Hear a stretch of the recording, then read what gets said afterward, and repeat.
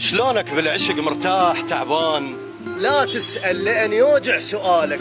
أظنك جربتها سوالف الشوق. يا عم الله وكيلك، حالك الشي طل الله مني يصير الغروب، والمرتاح قال الجو حلالك. لا سهلات ذني الصعبة يا لون من واحد يحط روحه بحلالك، وعلي تسحن بروح سوالفك هاي. شنو هذا الشعور اللي بيه جالك؟ لما شفتها بذيك الايام يعني ان شاء الله تصير مجهالك. كنت اتمنى هاي السالفة تصير. جاشن هلم اخرك وش جرالك؟ السادس جاب روحه وحطها وياي، والكلية هم خلها على بالك، بس لا هالسوالف صارن وياك. جا حال اللي قبالك ما حجالك.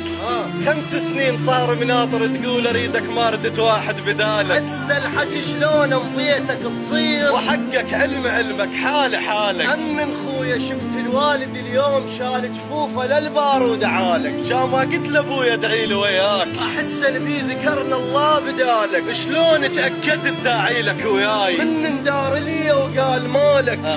من شفت على خده دموع الاثنين، يعني اطمئن باتشيلي وبجالك. هم كاتب شعور بالليل مقهور، وحي الشعر هم طب بخيالك. اي كاتب الى ان القلم صاح دمعك شو اوراقي وخد شوالك. زين اقرالي منهن ولو بيت. ما تذكر لساني ايش قد قرالك؟